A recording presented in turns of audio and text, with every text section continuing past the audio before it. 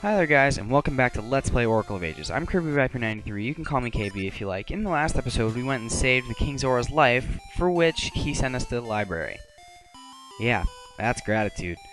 While we were in the library, we got the Book of Seals, which when used in tandem with these other books, allows us to get at that fairy powder in the center of the room. So what you do is you put the Book of Seals on this pedestal, open it up, and you get these little arrows with numbers on them. What these are a set of instructions. It's actually a path that you have to follow. So the first one you do is 4 squares to the right, 2 squares up, and then 2 squares to the right again. You open this book and it'll give you the next section of the path. It's really very simple. Where you see the torches and the sections of wall between them is a square. It's really pretty easy to figure out. The only thing is, while the paths are the same every single time, they don't appear until you read the book. So even if you know the paths before you come in here, you can't try to bypass the books for the sake of speed. You have to play it fair. So we get to this guy in the center who gives you the fairy powder. You gotta wonder how he got back there, especially if the other Book of Seals was lost. But he teleports you out, and that's always handy. So let's take this fairy powder over to the Queen of the Fairies so she can do something about all this jelly goo pollution stuff that BP dumped in the ocean. So we use our switch hook to get over there, come in here, and sprinkle fairy dust all over this little Octorok guy. Girl, it's a fairy. So hey look, she really was a fairy. She wasn't lying. So now she can cleanse the seas of evil. Yeah, so there's that. She just sprinkles her little dust, and the jelly stuff disappears. That's really pretty neat. And since it disappeared in the past, you know, this whole time travel thing again, it disappeared in the present. So really what this does is this opens up the entire ocean to you. You don't have to try and work around all of this pollution, which will hurt you if you come in contact with it. But I don't know. I mean, there's not a whole lot to get to in the ocean anyway. It's really, you know, it's just cool to explore. But there are a couple things. Oh, look at that. Now we're looking around. We're actually watching it happen. But anyway, there are a couple things hidden around the ocean that you can get to with all the pollution around, and I will be showing that off a little bit later. But for now, let's dive down. Let's go and talk to the King Zora again, see what he has to say.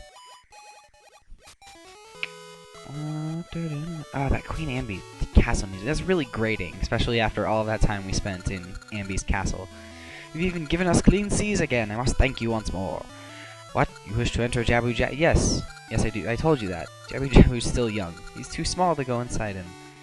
That is true. He's pretty tiny. I mean, we could barely fit inside him right now. We're kind of a mouthful for that guy. So, I think what I'm going to do now is I'm actually going to finish up the fetch quest for the sword upgrade. So I will meet you guys back here at the Gale Seed tree when I'm done. But for now, what we're going to do is we're going to warp to the south shore over here, and let's see. Yeah, I guess over this way is good. Yeah, it really didn't matter. But what we have to do is we have to go and see Rafton again. Rafton apparently is very interested in entering like a rafting race, but he needs an oar for that. And it just so happens that we have an oar with us. How goes the rafting? See, I'm in a raft race, but I haven't been able to find a decent oar to race with. And I think I just said all that. I think there's an echo in this game.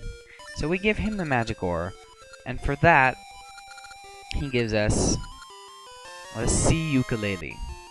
Now, if you remember back in, oh man, I don't know, before Rolling Ridge, before all of that nonsense, we went and talked to that old man Zora, who was lamenting about his past days as a musician. I'm going to meet you back over there by him. Alright, so here we have this old man Zora who has his own cane of Samaria for some reason. But you give him the sea ukulele, and he is so impressed with your respect for history and old things that he gives you the hero's sword. And it's broken. What a great sound! Yeah, alright, you dick. Couldn't even give us a real sword. Okay, well, it's a good thing we know a guy. Oh, hey, Maple. Let's see what she's got. Oh. Ah, nothing good. Oh well.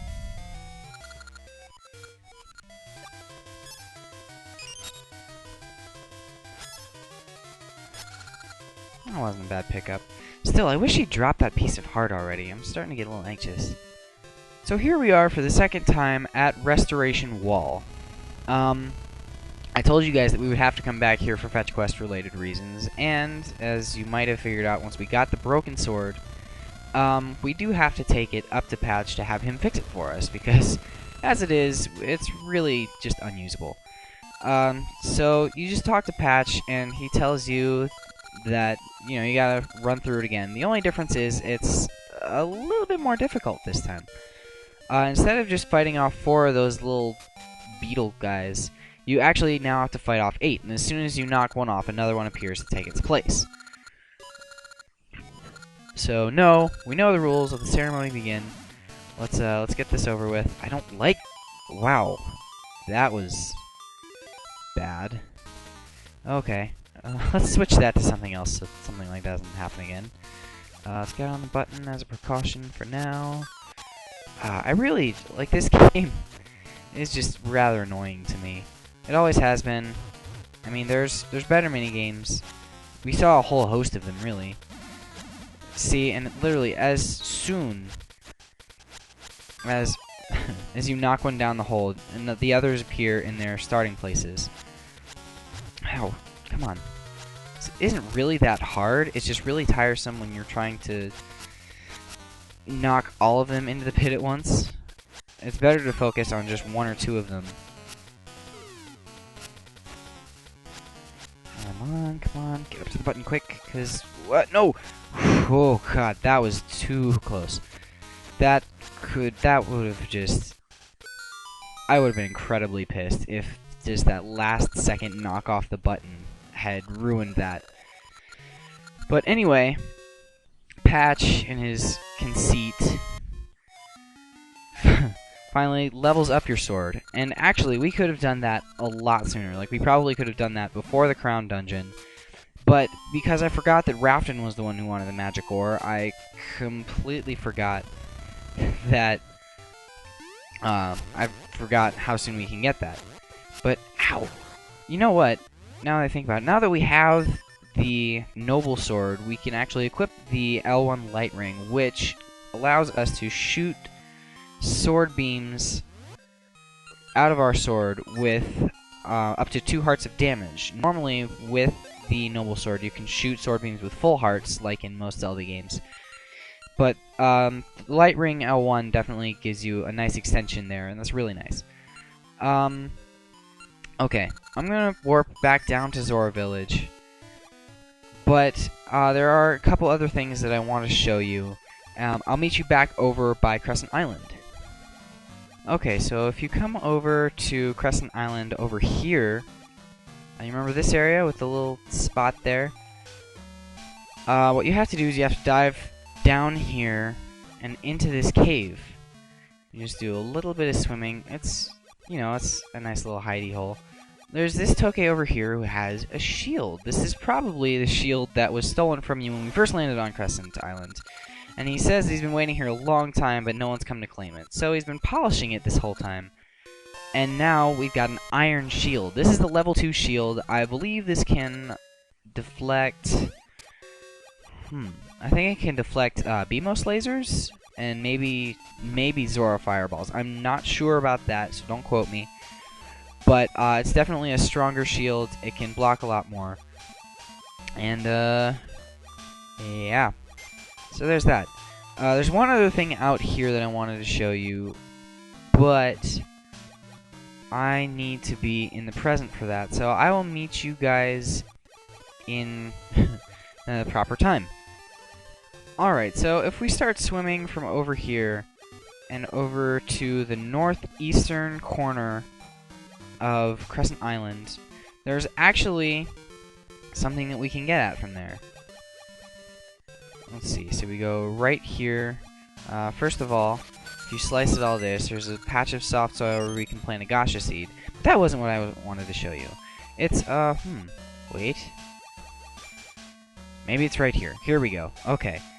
So what we have here is a nice little maze with a very sweet prize at the end of it.